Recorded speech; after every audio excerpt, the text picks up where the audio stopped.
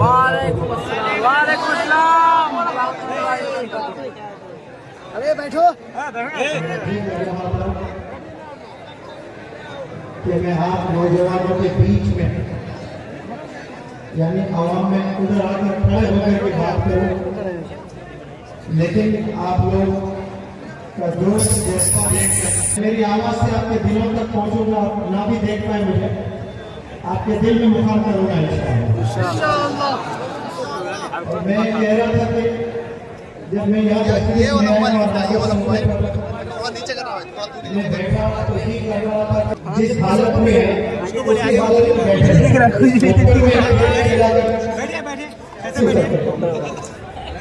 तो स्टैचू के कहा जाता था तो जैसा वैसे खड़े हो गए। आप लोग से गुजारिश है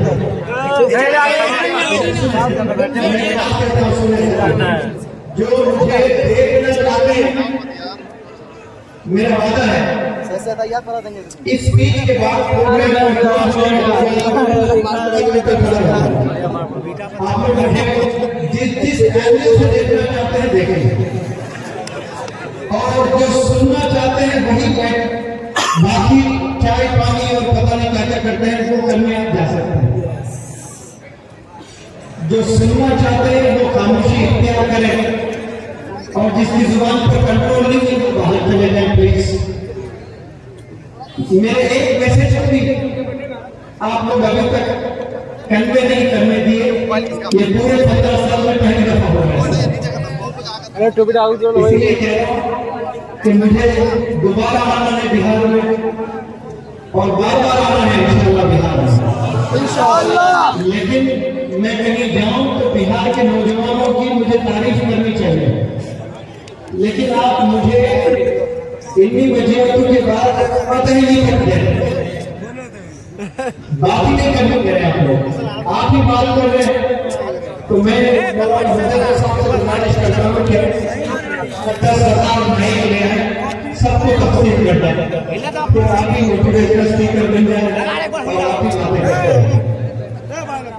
अभी माशाअल्लाह इस तरह से बैठे बहुत अच्छा लग रहा है।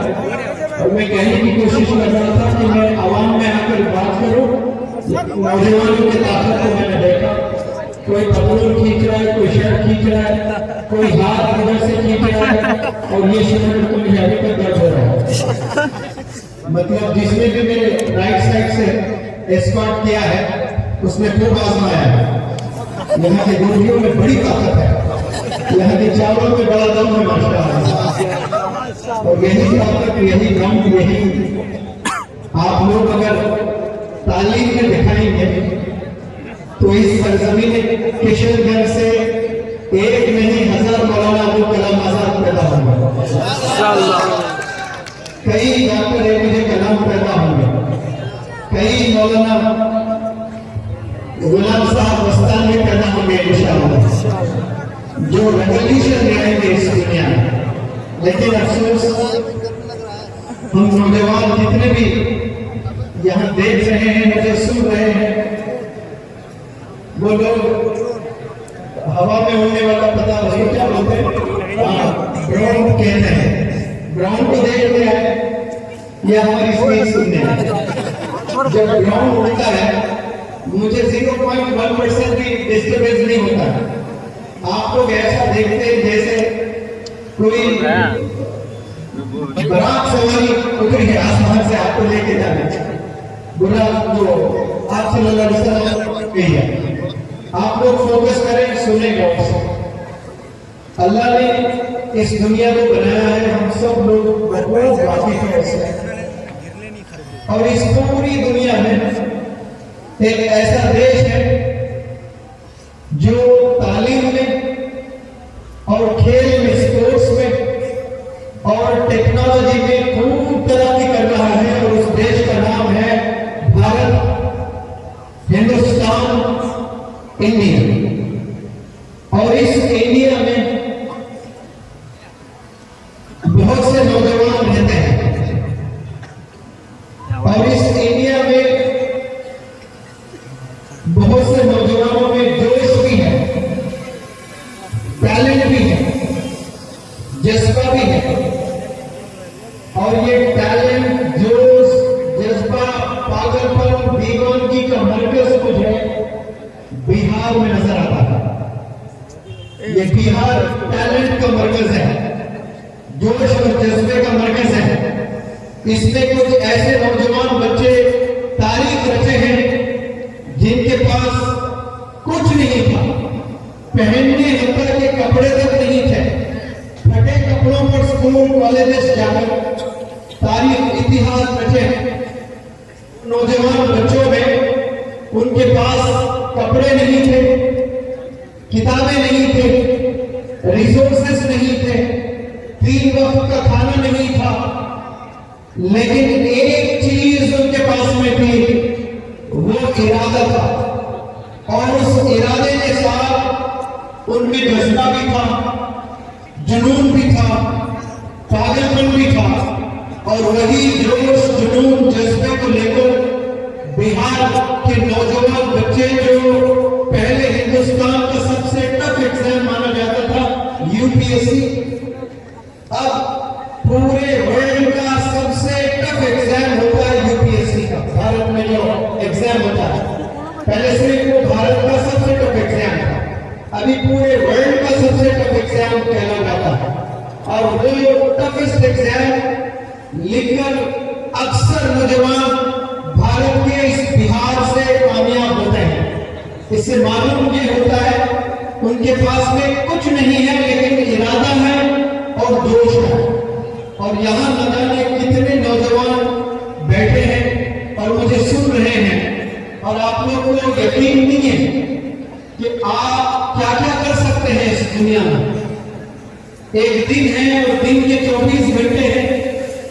24 घंटे में मेरा रिसर्च कहता है कि नौजवान मिनिमम कह रहा हूं मैं, मैक्सिमम नहीं, मिनिमम 6 घंटे वो मोबाइल फोन में बिताता है, मिनिमम 6 घंटे।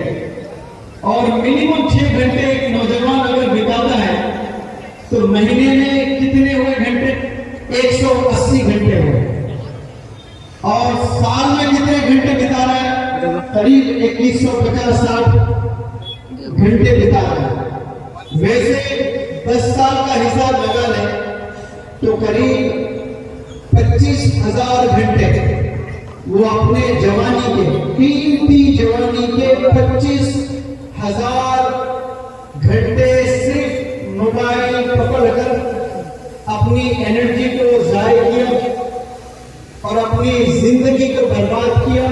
सिर्फ खुद की जिंदगी को बर्बाद नहीं किया उस नौजवान, वो नौजवान अपनी जिंदगी को सिर्फ बर्बाद नहीं कर रहे हैं, उनसे आने वाली नस्लों पर भी उसका असर होने वाला है। तो 25,000 घंटे 10 साल के होते हैं।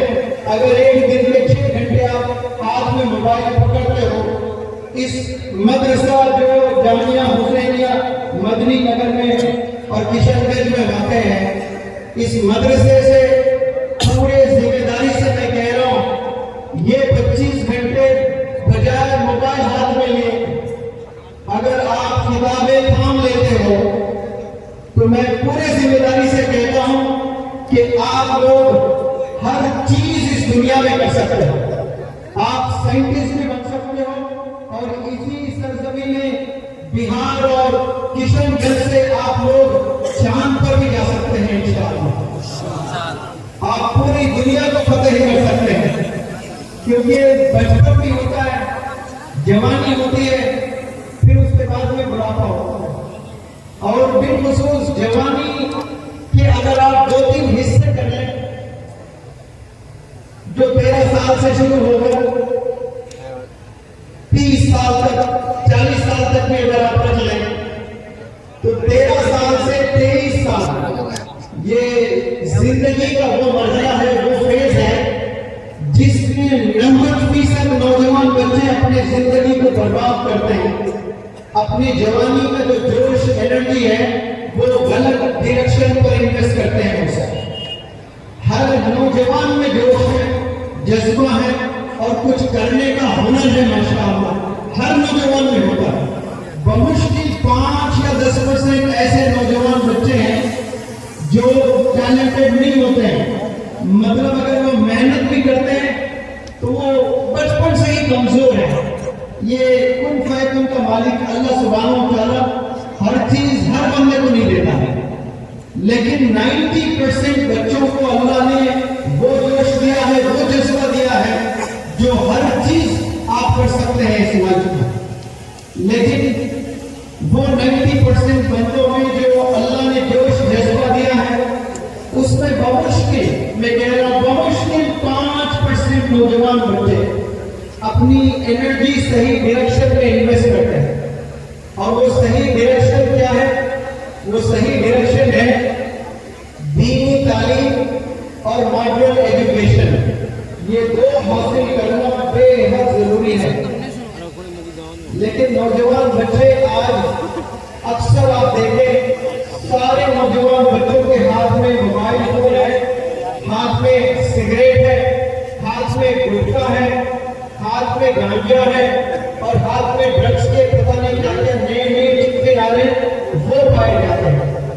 और जब आप ये चीजें अपने हाथ में पाले हुए हो तो सिर्फ आप अपनी जिंदगी बर्बाद नहीं कर रहे हो, अपने वालिदैन को भी उनके जो आखिरी 20-25 साल होते हैं वो पूरे 25 साल आप तड़पा के मरोगे।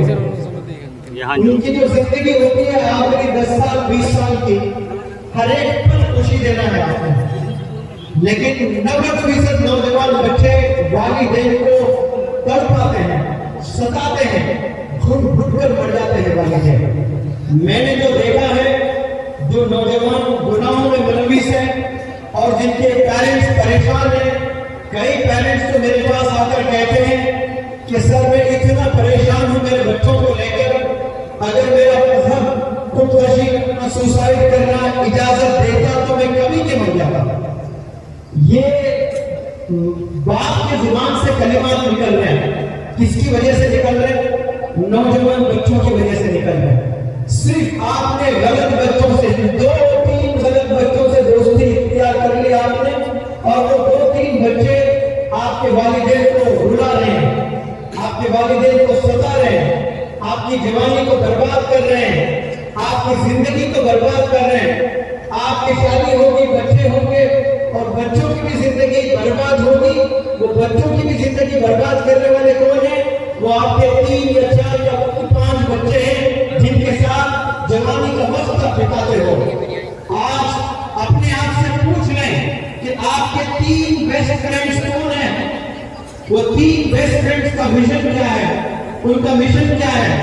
फजर की अज़ान जब मसाजिद के मीनारों से गूंजती है, क्या वो 3 फ्रेंड्स मस्जिद की ओर आते हैं बाजमात नमाज पढ़ने के लिए? क्या वो 5 वक्त नमाज अदा करते हैं? क्या वो वालिदैन की कद्र करते हैं? क्या वो सिगरेट से दूर हैं? क्या वो शराब से दूर हैं? क्या वो ड्रग्स से दूर हैं? क्या वो मोबाइल एडिक्शन से दूर हैं? क्या उन्हें पढ़ाई करना अच्छा लगता है? क्या उनके एकेडमिक्स में अच्छा स्कोर होता है? ये सब जायजा लें आप। एक शर्ट खरीदने जाते हो तो बसों पकड़कर पहनते हो, देखते हो, महसूस करते हो, फोटो लेते हो, दोस्तों को भेजते हो, राय लेते हो कि ये शर्ट मुझे लेना चाहिए कि नहीं लेना चाहिए। जब दोस्ती करते हो तब भी जायजा लेना आपने कि ये दोस्त सही है कि गलत है, ये दोस्त मुझे जन्नत में ले जाएगा या फिर ये दोस्त मुझे दोज़ख में ले जाएगा। रोज़े क़यामत में यहाँ तो यारी बोलते हो, यहाँ तो जान मिटा देंगे आप, यहाँ आप पूरे 24 घंटे देने के लिए तैयार हैं। वालिदैन चाहते हैं कि फलाने उस बच्चे के साथ फिर कभी नहीं देखना चाहता हूं मैं। ये कमेंट किसके तरफ से आता है? ये कमेंट वालिद के तरफ से आता है। लेकिन आप वालिद के बात को इस कान से सुनकर इस कान से निकाल देते हो। क्यों? क्योंकि आपका यार है, उसके साथ आपका वक्त बिताना आपको बहुत अच्छा लगता है। लेकिन रोज़े क़यामत में मेरी बात को याद रखना, आपको पता चल जाएगा इस जमीन पर जिसको आप दोस्त कहते थे वही दुश्मन है और वही आपको जहन्नुम में लेकर जाएगा। यहाँ आपको बड़ा मजा आ रहा था और उससे दोस्ती करने की वजह से आपको जहन्नुम। मैं इसीलिए तमाम नौजवानों से अपील करता हूँ, आप बहुत कुछ कर सकते हो इस जिंदगी में। आज की तारीख इस पल से आप अपनी गंदी दोस्ती, गंदी आदतें छोड़ दें और किताब को पकड़ने और एजुकेशन पर आप काम करना शुरू करें। जब मेरी उम्र 28 ईयर्स की थी, 28 साल का मैं था, अंग्रेजी का डू और डज का फर्क नहीं मालूम था मुझे कि कहाँ डू यूज करना है, कहाँ डज इस्तेमाल करना है। इतनी कमजोर मेरी ग्रामर थी। वहां से मैंने सफर शुरू किया कि मुझे अंग्रेजी सीखना बहुत जरूरी है।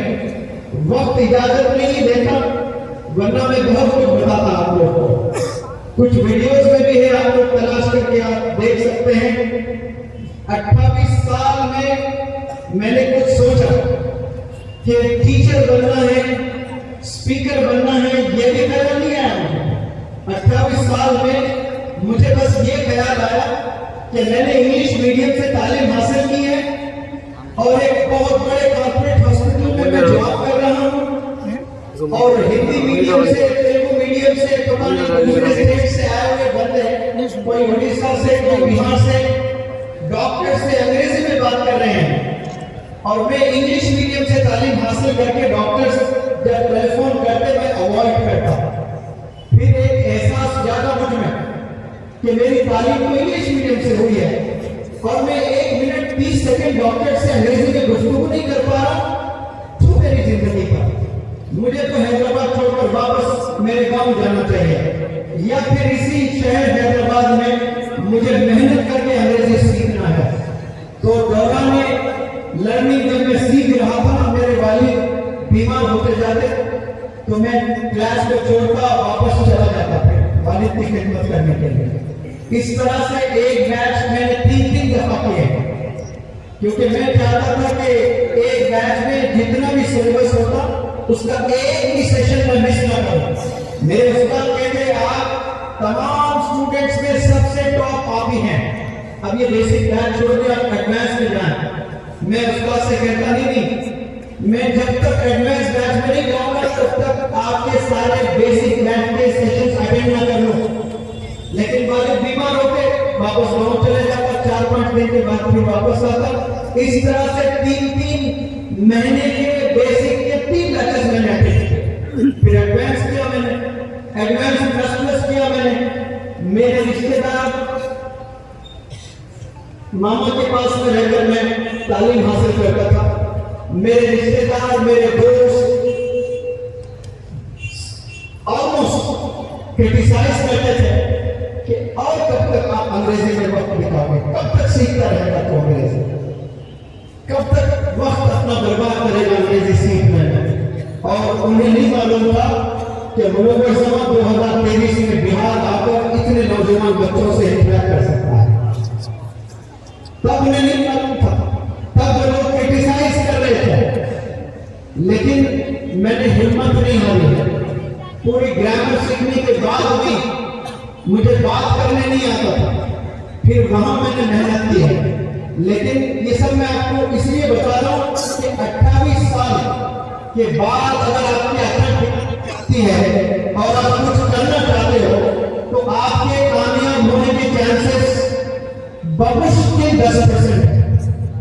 यानी जो भी बंदे 30 साल तक अपनी जवानी को बर्बाद कर दिए हैं, लेकिन किसी मोटिवेशनल स्पीकर को सुनकर जोश जागा है, जज्बा जागा है, एहसास जागा है, अब मैं दिन रात एक कर दूंगा, अब मैं कुछ पाकर रहूंगा लाइफ में।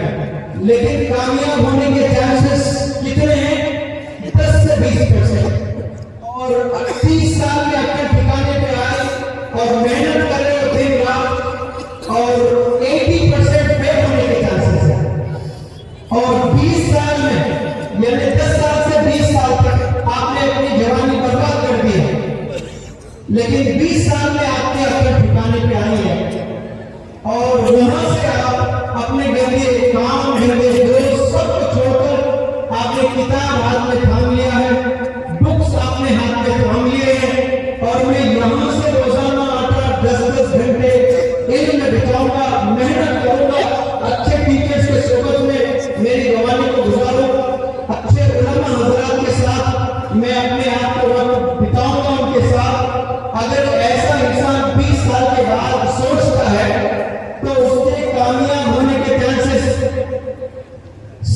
30% है और नाकाम होने के चांसेस 40% है। लेकिन 10 साल, 12 साल, 13 साल, 15 साल में अगर अपने ठिकाने पे आ गए, क्योंकि यहाँ मैं बहुत से तो देख रहा हूँ जो 15 और 20 साल के बीच के हैं और वहां से आपने मेहनत करना शुरू किया तो आपके कामयाब होने के चांसेस 90% हो जाते हैं। तो आपने डिसाइड आज करना है कि आपके कामयाब होने के चांसेस 10% होना अच्छा है या 90% होना अच्छा है। जवाब दें 90%। अगर आप चाहते हैं कि आपके कामयाब होने के चांसेस 90% हो तो आपको किस उम्र से मेहनत करना है? जब आपकी उम्र 13 साल की हो जाती है, 12 साल की हो जाती है, वहां से आप सही डायरेक्शन पर काम करने लगोगे, इंशाअल्लाह 90 to 95% आपके कामयाब होने के चांसेस हैं। यानी कोई बॉल फेंक रहा है, 100 गेंद डाले आप लोग और वो 100 गेंद में आपने कितने सिक्सर्स लगाए? 95 सिक्सर्स लगाए। ये जवानी की ताकत होती है। वही चीज आप जाकर 30 साल में बैट पकड़ते हो और कोई गोला फेंकता है और कामयाब होने के चांसेस कितने हैं? 10% है। 90 दफा पिछले 50 साल में तो कोई भी नहीं होगी ऐसे रोनाल्डो। अब ये 40 करोड़ में बैट पकड़ेंगे तो क्या विराट कोहली कितने बनेंगे? बमुश्किल अगर जी जान भी लगा दे तो ये 40 करोड़ नौजवान बच्चे किताब छोड़कर बैट पकड़े कि देखो विराट कोहली कितना कामयाब हो गया, मैं भी क्रिकेट में मेरी जवानी खपा दूंगा। तो उसमें बमुश्किल मैं कहता हूं कि कोई 2 या 4 बन सकते हैं अगर वाकई प्रैक्टिस करते हैं और बेहतरीन टैलेंट है। 40 करोड़ में कितने बनेंगे? 2 या 4। लेकिन यही 40 करोड़ बच्चे अगर किताब थाम लें और रोजाना 6 घंटे किताब लेकर तालीम हासिल करें, पूरी जिम्मेदारी से मैं कहता हूं कि 40 करोड़ में 39 करोड़ नौजवान बच्चे बनेंगे इंशाअल्लाह। ये खूबी है एजुकेशन की। किताबें पकड़ने से मेजॉरिटी ऑफ द यंगस्टर्स की जिंदगी समझ आती है। बैट पकड़ने से कुछ नौजवान बच्चे, 98% नौजवान बच्चे बेकार हो जाते हैं। बमुश्किल कोई आधा % मैं कहता हूं वो क्रिकेट में अपना करियर बना लेता है। बिल्कुल इसी तरह जो टिकटॉकर्स हैं वो पता नहीं यूट्यूब में चैनल बना लेते हैं और कुछ पैसे 10,000 20,000 फिर भीख मांगना शुरू हो जाता है। लाइक में, सब्सक्राइब में, फलाने क्या क्या नहीं, इतना रिक्वेस्ट करने लगते हैं, भीख मांगते हैं सबसे। मैं मेरे तलबा को जब वर्ल्ड कप मेरा चलता है पहले दिन मैं तमाम तलबा को, बिलखुसूस लड़कियों को कहता हूं कि क्या आप मेरे वीडियोस को भी माजी में देखे हैं? तो सब लड़के लड़कियां कहते हैं हाँ सर बहुत से देखे हैं। तो क्या आपने सब्सक्राइब किया है मुझे? तो वो लोग कहते हैं कि हाँ मैंने सब्सक्राइब भी कर रखा है सर। लड़कियों को कहता हूँ जिंदगी में आज से मेरे वीडियो पर आपने कमेंट नहीं करना है, क्योंकि लड़कियां कमेंट करेंगी सर ने आपको वर्कशॉप अटेंड की है, मुझे बहुत कुछ सीखने को मिला है। तो फिर एक नौजवान मैसेज भेजता है, oh so nice, you are so lucky, you got a chance to learn under universal sir, I even want to learn English, मैं have a talk with you on phone for a while, क्या मैं कुछ देर बात कर सकता हूं आपको? ये सब नियत में खोटा इश्कबाजी करना चाहता हूं। इसीलिए मैं लड़कियों को कहता हूं कि मेरे चैनल पर आप कमेंट ना करें। और मेरे जिंदगी में आज तक एक दफा भी न क्लास में न महफिलों में लोगों से गुजारिश की कि मेरे चैनल को सब्सक्राइब करो, मेरे चैनल को लाइक करो। मैं किसी को दावत नहीं देता हूं, क्योंकि अल्लाह जितना देना होता है वो आपकी कोशिश करने पर भी देता है, कोशिश ना करने पर भी देता है। इतना यकीन अल्लाह को होना चाहिए। आप मेहनत करें और बाकी सारी चीजें अल्लाह पर छोड़ दें। और ये जो यूट्यूब पर अपने करियर को बनाना चाहते हैं, आपको पैसा तो मिलेगा नाच के, गाकर, पता नहीं कॉमेडी करकर, लेकिन आपकी नस्ल पर कोई असर नहीं होगा, अच्छी नस्ल नहीं आएगी। आपको जो बड़े होंगे, आपके बच्चे होंगे, आपके दोस्त होंगे, आपके नवासे आपकी चिचोरी हरकत को देखकर हंसेंगे होंगे या फिर वो कैसे चिचोरे होंगे पता नहीं। जब ये चिचोरा इतना काम किया वो तो 100 गुना ज्यादा चिचोरे हैं। वो पता नहीं पहनते नहीं पहनते और कपड़े पहनते सिले के कपड़े को फाड़ रहे। एक और था फटे हुए कपड़े को सी का पहनते और वो जाके चूहे तवाफ कर रहे यहाँ के बाल वाला निकाल लेते हैं। देखिए पता नहीं उसका क्या नाम है। इधर से छीन लेते हैं इधर से छीन लेते हैं। एक बाल उधर जा रहा है एक बाल उधर जा रहा है। अजीब हेयर स्टाइल है। मैं नौजवानों से कहता हूँ कि आपका हेयर स्टाइल को देखकर मुझे पूरा अंदाजा हो जाता है कि आपकी वालिद की आप पर कितनी नजर है और आपके घर में तरबियत आप पर कैसी हो रही है। सिर्फ नौजवान के हेयर स्टाइल को देखकर उसके वालिद की कितनी नजर और कितनी फिक्र है मुझे पता चल जाता है। अजीब अजीब हरकत नौजवान कर रहे हैं। अपने जवानी में जो अल्लाह ने जो जोश दिया है आपको ये सही डायरेक्शन में इन्वेस्ट करना है। मैं तमाम नौजवानों से अपील करता हूँ कि ये गोल्डन पीरियड से गुजर रहे हो। आप बेहतरीन आप टीचर भी बन सकते हैं। मैथ A+B होल स्क्वायर ये सब फॉर्मूला जानते हैं। लेकिन मैथ टीचर की सैलरी कितनी होती है? ऐसे भी स्कूल से टीचर को सिर्फ 4,000 रुपए मिल रहा है। एवरेज तौर पर अगर देखें 10 से 12,000। कुछ अच्छे स्कूल में जाए 25,000 और बेहतरीन स्टैंडर्ड वाले स्कूल में जाए तो 50,000। अब 50,000 वो महीना कमा रहा है तो साल के कितने हुए? हाँ जी 6 लाख। मैं एक नहीं दो नहीं ऐसे कितने टीचर्स को जानता हूं जो मैथमेटिक्स पढ़ाते हैं जिनका सालाना पैकेज 1 करोड़ है। कितना है? 1 करोड़। और वो जो 4,000 रुपए लेकर मैथ पढ़ाता है उसका A+B होल स्क्वायर क्या है?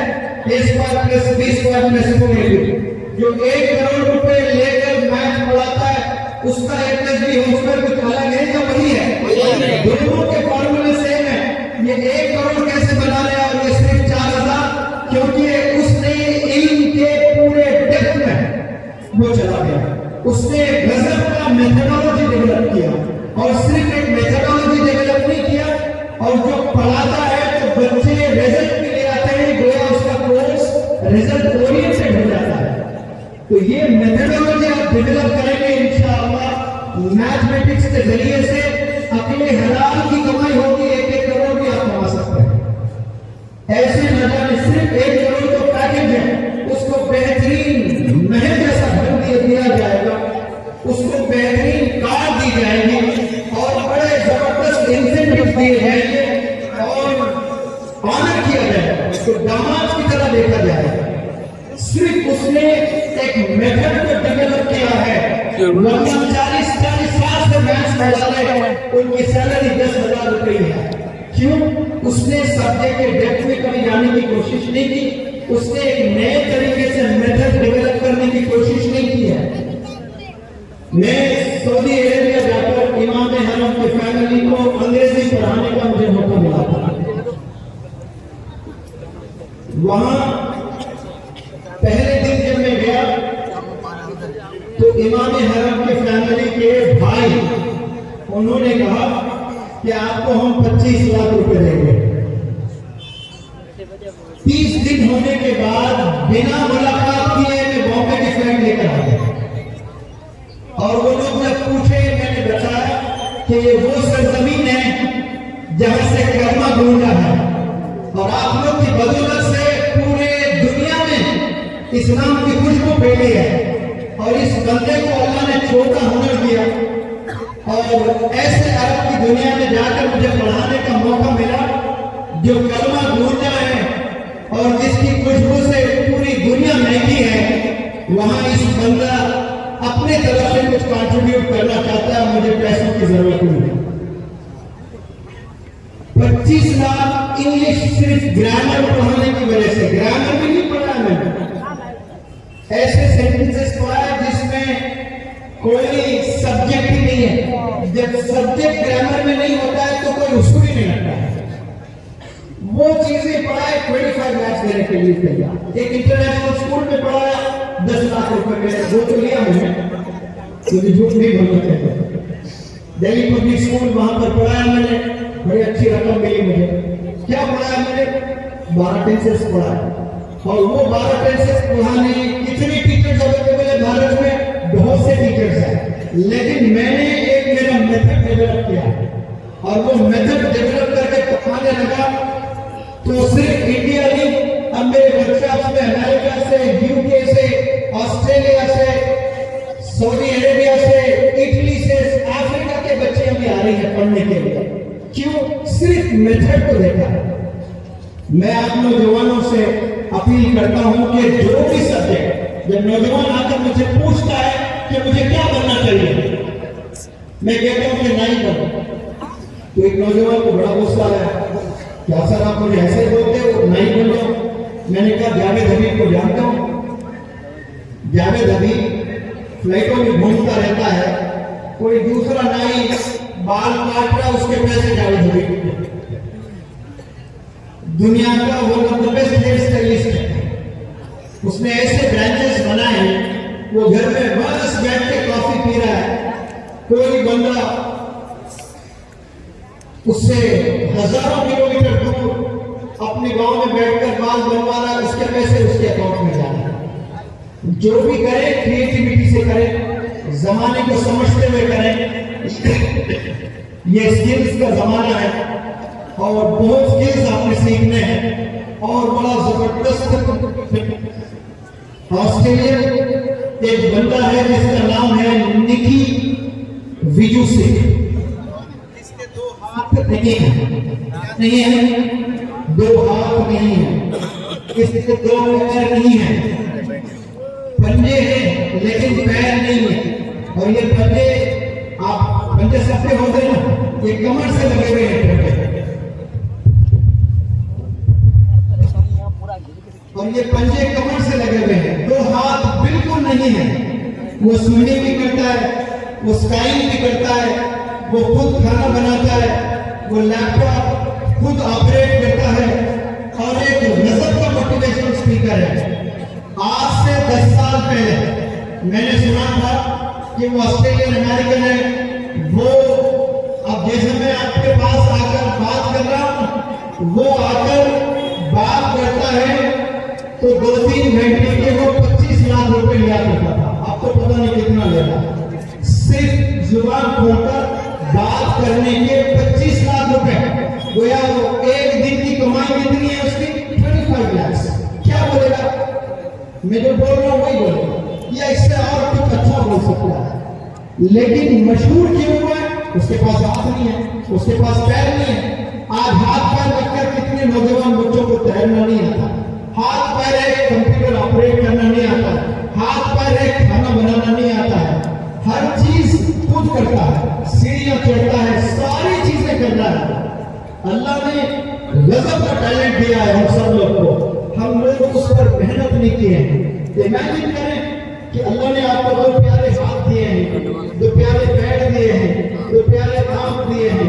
इस वक्त में अगर आपसे पूछो कि आपकी एक आंख अल्लाह छीनने वाला है, कौन सी आंख दोगे? आपको तकलीफ होगी, क्योंकि उस वक्त मालूम होगा जब वो चीज जाती है, और जब तक वो चीज आपके पास है आपको कोई उसकी अहमियत नहीं मालूम होती है। अचानक और हजारों तादाद में नौजवानों को एड्रेस करूं इंशाअल्लाह। और फिर मैं मेरी बात खत्म करता हूं। ये जो सरजमीन है ये टैलेंट का मरकज है और उस टैलेंट के मरकज का आप एक हिस्सा है। अपने जवानी को बर्बाद मत करें। एक ही दफा आती है जवानी और उस जवानी को सही डायरेक्शन इनमें इन्वेस्ट करें, इंशाअल्लाह फिर आप कामयाब होंगे। इस मदरसे के जितने जिम्मेदारान हैं उन जिम्मेदारान को मैं शुक्रिया अदा करता हूँ कि आपने बड़ा जबरदस्त ये प्रोग्राम यहाँ ऑर्गेनाइज किया और आप लोग दुआ में बैठे, आप लोग के लिए दुआ होगी। और जो बड़े हजरत है मौलाना गुलाम साहब रस्तान में जो 5 मेडिकल कॉलेजेस कायम किए हैं, फार्मेसी कॉलेजेस हैं, उनके शहर के लिए भी दुआ होगी। सलाम जरूर